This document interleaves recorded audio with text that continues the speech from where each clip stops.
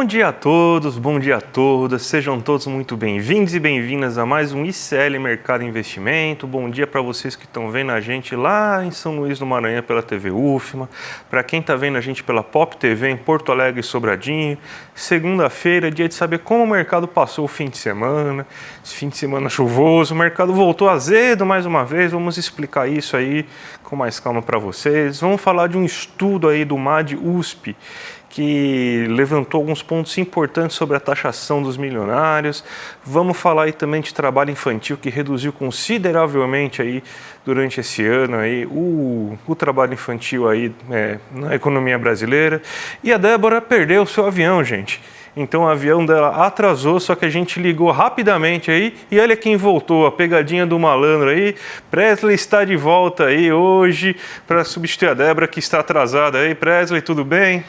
Tudo jóia, bom dia, pegadinha do malandro na semana passada. Na verdade, a gente estava só fazendo um termômetro para ver se você sentir saudade ou não de mim. Mas estou aqui para poder estar com vocês mais uma vez, para a gente poder conversar sobre tudo o que aconteceu no final de semana, as notícias mais quentes do dia, embora esteja um pouco morno, até porque hoje a gente vai conversar sobre imposto, sobre grandes fortunas, e você aí de casa que tem um sofá em L, não é de você que estamos comentando agora, mas tem muita gente que tem a geladeira de inox e tá por aí achando que é com eles. Mas antes da gente começar, que tal da gente falar sobre a nossa agenda de hoje, André? Vamos ver a agenda, uma agenda meio esvaziada hoje aí, sem muitos dados aí, presidentes de bancos centrais e de Fed falando bastante, né? Mas a gente tem aí que o IGPM do segundo decênio de outubro foi divulgado às 8 horas da manhã, 8h25, o relatório Fox para mostrar o que o mercado financeiro está achando da economia brasileira, 9h55, presidente do Fed de Dallas, a Lori Logan, discursando aí em um evento sobre mercados financeiros aí nos Estados Unidos. Presidente do Banco Central aí do Brasil, nosso querido Bob Fields III aí, fazendo uma palestra aí aqui no Brasil, promovido pela 2020 Investment Association aí. Então deve falar, então se o Campos Neto fala, provavelmente vai vir aí alguma pitada para a gente saber qual que vai ser o rumo da política monetária aqui no Brasil. E na segunda página a gente tem aí o presidente do Fed de Minneapolis falando às 2 horas da tarde, aí, o Neil Cascari falando aí em uma câmara de comércio, uma cidadezinha pequena lá de Minneapolis. Vão ter também às 5 às 15 horas a balança comercial semanal sendo divulgada. 6 horas da tarde, o presidente do Fed de Kansas City, Jeffrey Smith, discursando aí em um evento. Aqui no Brasil você tem a reunião trimestral de economistas com o Banco Central aí acontecendo durante o dia, e nos Estados Unidos reuniões anuais do Fundo Monetário Internacional e do Banco Mundial. Então uma agenda muito esvaziada, alguns presidentes de Banco Central, do Fed principalmente discursando, mas nada muito grandioso hoje, né, Presley? Pois é, acho que a galera está começando naquele climinha de segunda-feira meio nublado, meio morno, começando ainda, a galera acho que não tomou o seu querido cafezinho da manhã. E grande consumidor de café brasileiro, o mercado asiático está meio naquela ideia meio mista, né? Não sabemos muito bem como que vai ficar, mas diferente do que o Banco Central brasileiro está fazendo, a taxa de juros foi uma reduzida. E isso está mexendo bastante com os mercados de lá, né, André? Exatamente. Você tem, então, uma redução da taxa de juros lá nos Estados Unidos não, na China, né? Taxa de 1 e 5 anos, né? Porque normalmente mercados eles trabalham com taxas mais longas, né? Todo mercado que dá a taxa básica de juros completa em títulos mais longos, que nem no Brasil, essa festa aí, né? Não é todo mercado. A China, por exemplo, aí tem taxa para 1 ano, tem taxa para 5 anos, e você teve uma queda aí para 3,1% ao ano para de 1 ano e 3,6% ao ano para de 5 anos. Isso aí foi lido pelo mercado aí de formas bem amplas, né? O Xangai Composto teve uma leve alta de 0,2%, porque aumentou a liquidez aí, a busca por títulos de maior risco, né? Então você teve esse movimento, aí você teve um crescimento de 0,2% aí do Xangai Composto. Só que ao mesmo tempo o Hang Seng, que é a bolsa de Hong Kong, teve uma queda, e a maior queda que a gente teve aí nos mercados asiáticos essa manhã, uma queda de mais de 1,5%. Por quê? Isso daí foi lido pelos agentes que operam nessa bolsa como um sinal de fraqueza da economia chinesa.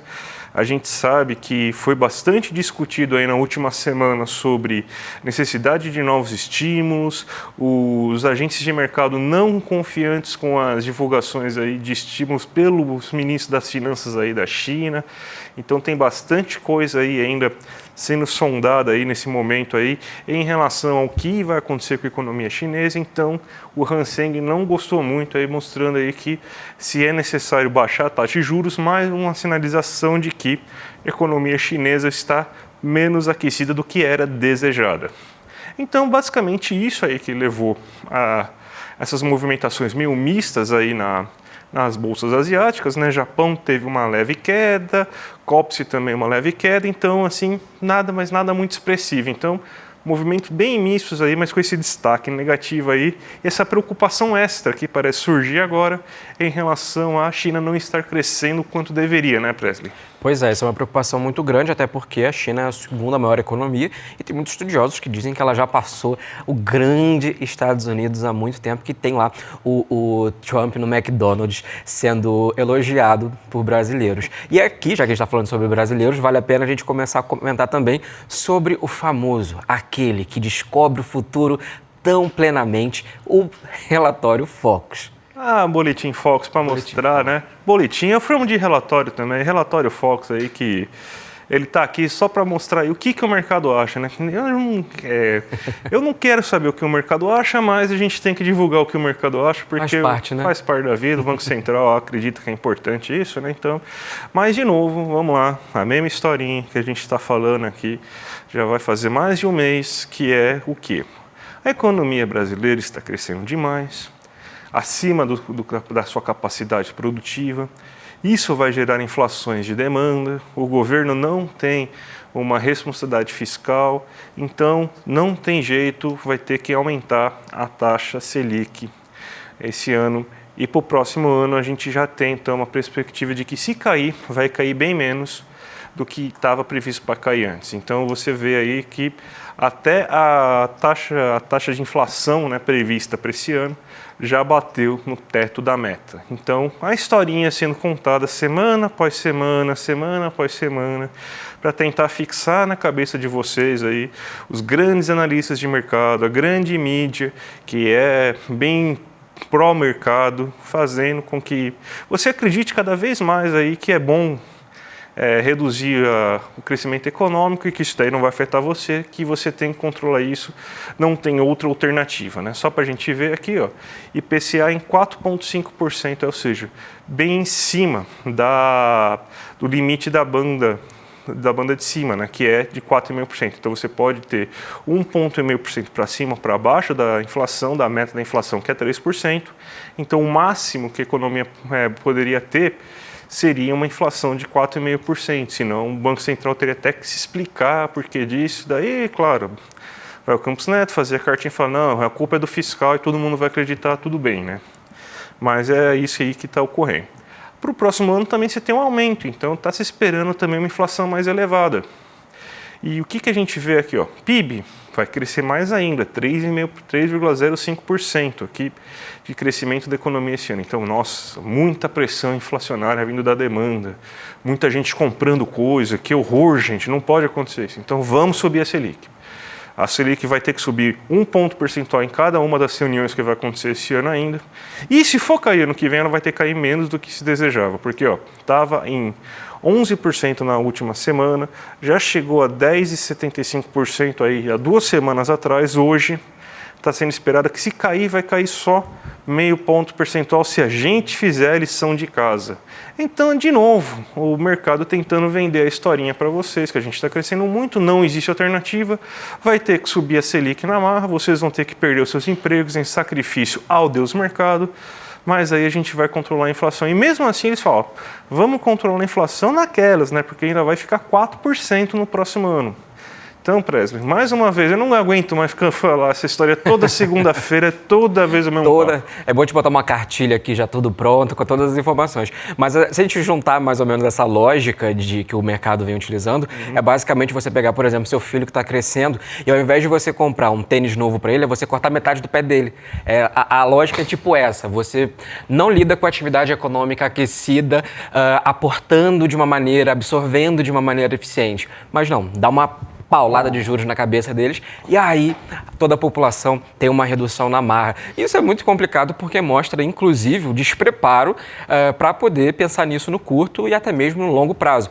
Porque se você tem um cenário inflacionário, óbvio, precisamos cuidar da inflação, ninguém quer pagar mais caro em nada, mas se você tem uma atividade econômica fluindo, aquecida e tudo mais, você tem uma taxa de juros como essa, e até mesmo com previsões de continuar aumentando, inclusive eu acredito que vai aumentar mais ainda, nós temos ali uma estagnação, a gente tem um atrofiamento, né? Não sei se essa palavra é certa, mas eu acredito que possa ser, se não existir, tá ela aí pra gente agora. Mas a economia, ela vai ficando atrofiada nesse sentido, justamente porque não tem para onde crescer.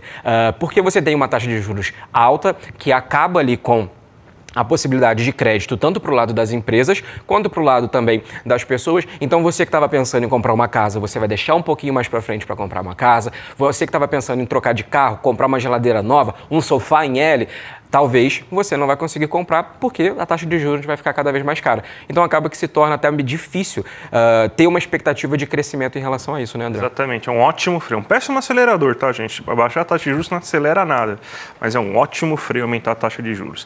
Outra coisa que a gente vai ver também do nosso amigo mercado é que ele está esperando para a Bolsa essa semana, né?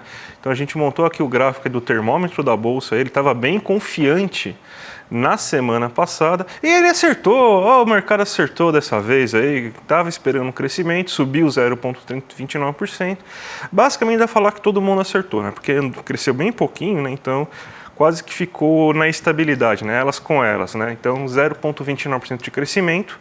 Agora essa semana tá bem dividido, ó.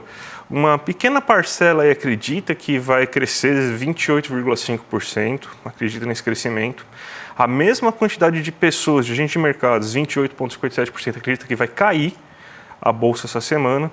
E a gente tem aí que 42,86% vai ter estabilidade, ou seja, mais ou menos acreditando que vai acontecer, mas o igual que aconteceu essa semana. Então, 71,43% acredita que ou fica na mesma ou melhora, e 28,57% acreditando que vai ter uma queda no mercado. Essa semana não tem grandes desempenhos, vai ser bem fiscalista essa semana, vai ficar muito rondando em relação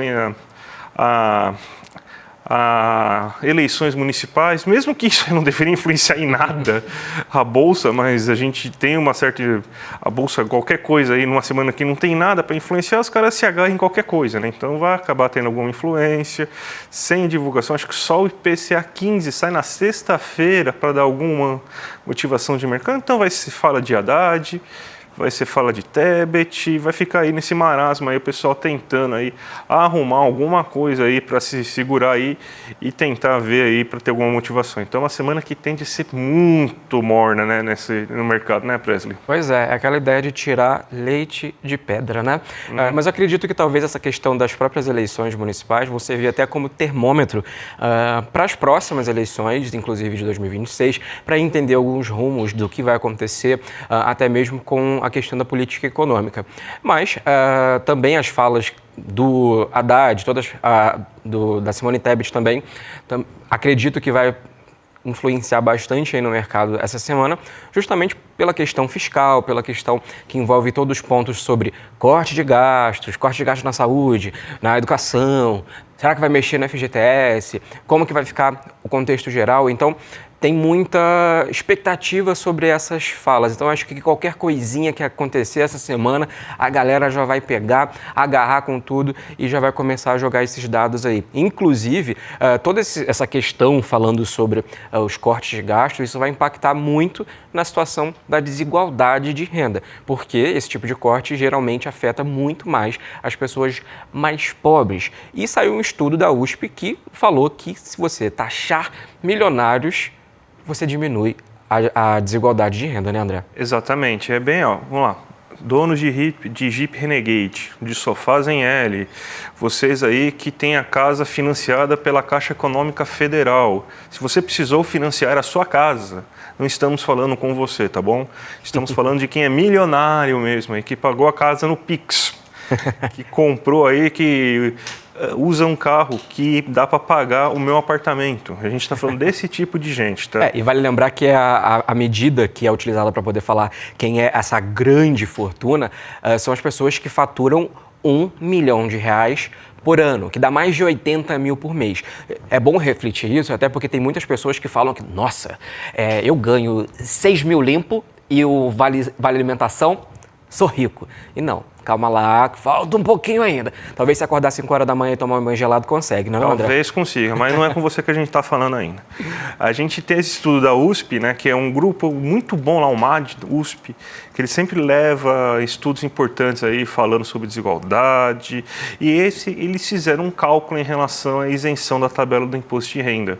Já considerando que pessoas que ganham até R$ 5.200 não pagariam imposto, e levando em conta também que você teria duas possibilidades de taxação, seja de 12%, né, de taxação efetiva para esses milionários, ou de 15%. Nas duas, você tem um resultado melhor do que estava sendo calculado pela Warren Investimentos, lá do Felipe Salto, que estava dando 44,8 bilhões. A gente chega aqui a 65 bilhões em caso de 12% e de 90 bilhões em caso de 15% de imposto de renda de pessoa física. Como que funcionaria isso, né? Porque até ficou... o pessoal não entendeu direito, porque o que acontece? A gente tem que essas pessoas pagam efetivamente, por causa de questões de lucros, dividendos e tudo mais, uma taxa de 5% sobre seus rendimentos.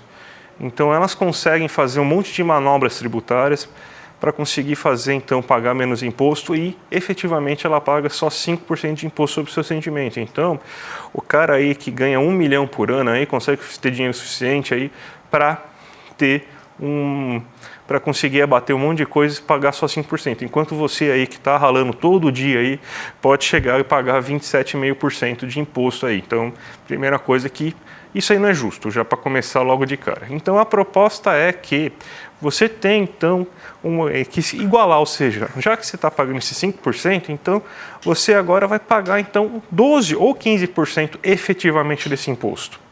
Aí o que aconteceria? Você geraria aí 65 bilhões no primeiro caso e 90 bilhões no segundo caso. O suficiente para conseguir cobrir a desoneração que daria aí para pessoas que ganham até 5 mil reais não pagarem imposto de renda.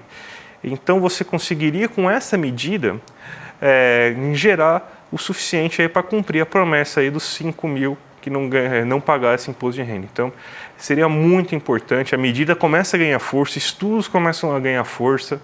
Vamos torcer para dar certo, né, Presley? Que é o que dá para a gente fazer, né? Exatamente. E é bom também frisar essa relação que quem são os milionários, né? Mais uma vez, a gente fala muito, às vezes até em tom de brincadeira, sobre essas questões de... O novo rico, aquela pessoa que ascendeu um pouco na vida e aí a gente acha que essa pessoa é rica, mas ela não é. Mas vale a pena a gente sempre observar que as pessoas mais ricas, elas vão trazer de alguma forma ali, usando a imprensa, a grande mídia, influenciadores e todos os instrumentos para fazer com que você ache que essa medida vai ser ruim. Vai fazer com que as pessoas parem de contratar, que as pessoas saiam, tirem seu dinheiro daqui. E na semana passada a gente comentou também sobre essa questão, sobre para onde os ricos iriam, já que sairiam daqui se porventura taxasse. E boa parte, tanto da Europa, vários países da Europa, inclusive até na América do Norte também, a taxação das fortunas é bem maior, passando os 30%. Aqui no Brasil é uma taxação extremamente pequena, nem próximo do que é comparado lá. E é por isso que eu falo várias vezes brincando que aqui é um grande cabaré de rico, onde as pessoas colocam, tiram dinheiro à vontade, fazem a renda à torta e direito aqui e ainda fazem com que você, trabalhador, que vai se beneficiar com essa taxação, defenda e fale, não, se porventura colocar uma taxação ali no meu patrão, que é milionário, ele vai pegar e vai tirar a empresa aqui e eu vou ficar desempregado. E vale lembrar que lá atrás, muitas das hoje que nós temos como direitos trabalhistas, quando começaram a ser conversados sobre, os donos das empresas justamente falavam isso. Falavam, nossa, olha, se der 13º para as pessoas, a gente vai parar de empregar. Se fixar um salário mínimo, a gente vai parar de empregar. Será que foi assim que aconteceu? Então, muito cuidado, porque a imprensa como um todo também agora vai começar a jogar uma ideia nessa para que você acredite, porque vai dar base para esse discurso, atendendo, obviamente, o interesse da classe que está dominando aí desde que o Brasil essa grande terra tupiniquim invadida por pessoas de fora, né? Sabe uma coisa que melhorou, Presley, e que, aliás, a gente tem que não comemorar porque ainda tem muito trabalho a ser feito, tá? Que a gente teve estudos, a EPNAD levantou alguns dados interessantes nessa última semana, nessa sexta-feira, inclusive, né? E você teve uma redução de 14,6% do trabalho infantil no Brasil. A gente tem que estava em 1,8 milhões de pessoas, de crianças e adolescentes, que é considerado de 5 a 13 anos, ou seja, realmente infantil, estava em situação aí de trabalhar durante o ano de 2022. Em 2023, esse número recuou para 1,6 milhões de crianças, uma queda de 14%. Ainda é um valor muito elevado. É preciso fazer com que essas crianças saiam dessa situação. Essas crianças precisam brincar, elas precisam estudar, elas precisam ter uma infância. Muita gente aí falando aí, já vi, tem um candidato aí de extrema-direita que pede, né, a regularização de trabalho infantil, né, fazer com que uma criança de 10 anos possa trabalhar, mas não é o filho dele que vai trabalhar com 10 anos, vai ser uma criança aí pobre, uma criança em situação vulnerável, que vai ser um trabalho quase que semi-escravizado, é isso que ele quer. Mas é uma situação que pelo menos a gente vê recuar, né, justamente porque você tem, então, maior seguridade agora a partir de 2023, com aumento do Bolsa Família, ainda não teve efeitos, por exemplo, o pé de meia, por exemplo, que pode ajudar a reduzir isso ainda mais, uma renda maior das famílias, que pode fazer com que a criança volte a estudar, não precisa complementar a renda, né, no trabalho indigno. Então, todas essas mudanças, ou seja, a melhora do Brasil como economia, então um crescimento de 3% dentro de um ano, aí fez com que o mercado de trabalho se aquecesse e fez com que crianças pudessem sair desse mercado de trabalho e voltassem a ter uma infância normal e natural, né? Ou seja, é o fruto do crescimento econômico, é o fruto desse gasto aí que os economistas falam, olha o gasto, é o que o gasto está fazendo, está tirando crianças do trabalho infantil. Uma situação ótima. Então, a gente é contra gasto burro, principalmente de emenda parlamentar aí, que geralmente é um gasto muito pouco, assim, de baixa qualidade de investimento. Mas boa parte do gasto realizado, que tanto se falam contra, aí, o governo gastador, serve para isso, para tirar pessoas do trabalho infantil, Presley. Exatamente, bem lembrado, até porque quando a gente está falando sobre política pública, a política do Bolsa Família, ela vem justamente para diminuir a pobreza, para acabar com a fome, e uma das condicionalidades é que a criança esteja na escola para que aquele beneficiário continue recebendo. E esse também é um do impacto, porque vai contra a ideia do trabalho infantil, porque substitui o trabalho, aquela renda que aquela criança geraria, pela renda do programa em questão, do Bolsa Família. E vale lembrar que essa própria pesquisa mostrou que cerca de 65%, ou seja, a cada 10 crianças que trabalhavam, 6 são crianças pretas ou pardas. Então, da mesma forma, mais de 500 mil dessas crianças se encontravam no Nordeste e a predominância seria no Norte e no Nordeste. E por que eu estou falando isso? Basicamente porque o trabalho infantil está muito atrelado ao perfil que já foi definido estatisticamente, mas atingido pela pobreza no Brasil. Então é por isso que a gente precisa pensar em política de proteção social e ver como necessidade, inclusive para crescimento econômico. Porque essas crianças hoje que estão saindo dessa situação de emprego, de trabalho infantil, que muitas das vezes é até perigoso para a saúde e não contém ali nenhum tipo de assistência para poder recuperar essa saúde perdida, essas crianças que vão estar estudando, elas vão se inserir no mercado de trabalho, elas vão conseguir ter um futuro diferente por conta das novas oportunidades. Então, ao invés de sucatear ou achar que o gasto que eu gosto de utilizar com bastante aspas, que não é apenas um gasto, mas sim é um investimento, ele é muito necessário e não deve ser mirado e nem tido como algo ruim,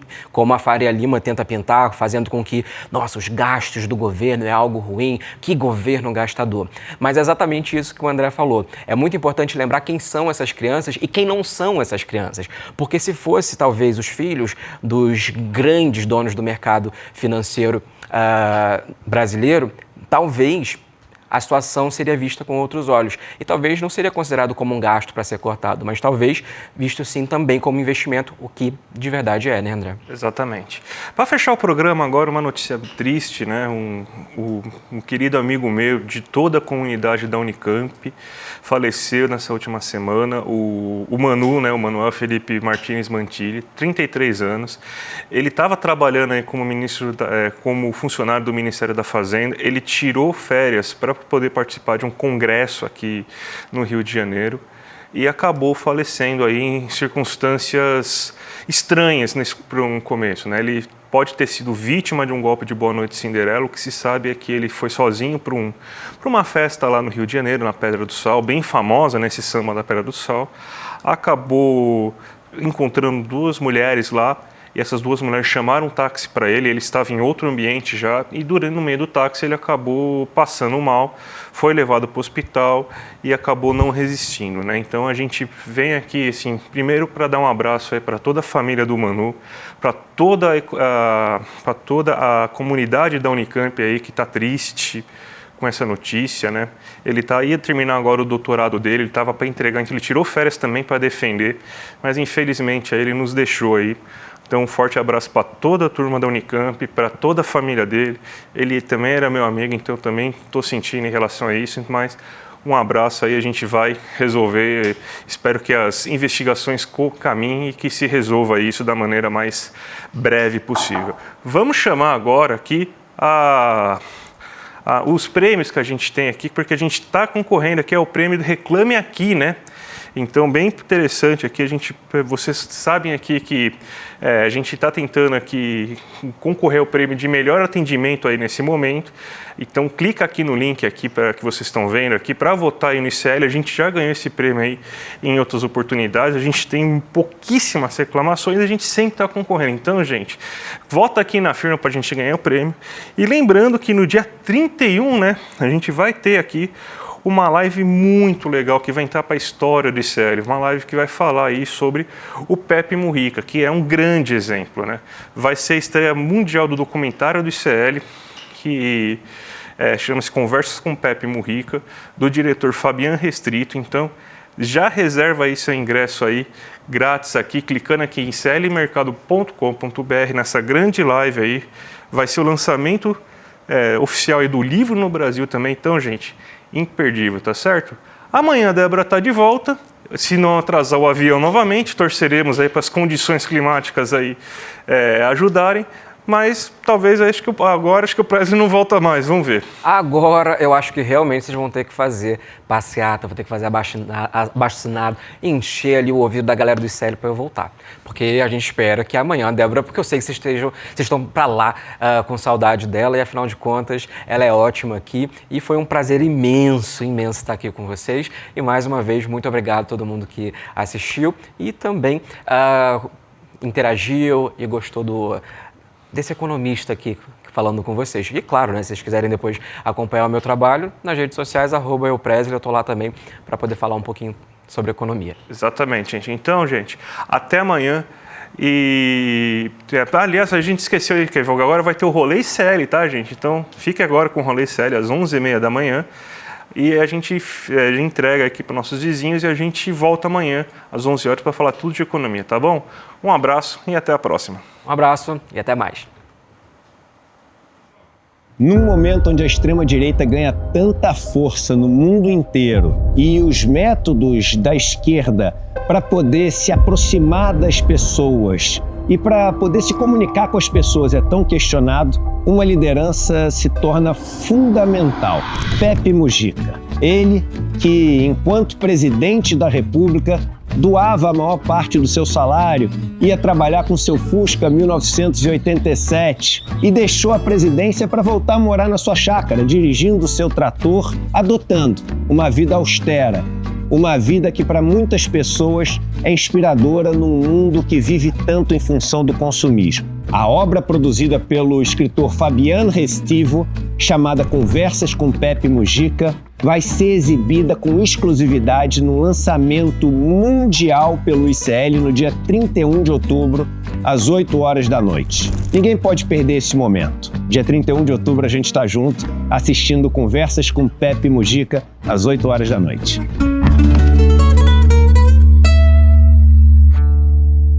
O ICL está completando 4 anos na linha de frente de lutas importantes e decisivas para o país. Temos motivos para comemorar, mas com certeza um longo caminho pela frente. A riqueza de nosso país continua nas mãos de poucos. A emergência climática avança ano após ano. A desinformação e as fake news envenenam a democracia. A ganância dos poderosos destrói famílias sem nenhum remorso. E a extrema-direita segue crescendo e é uma enorme ameaça para o Brasil. Por tudo isso, que o ICL não pode e não vai parar.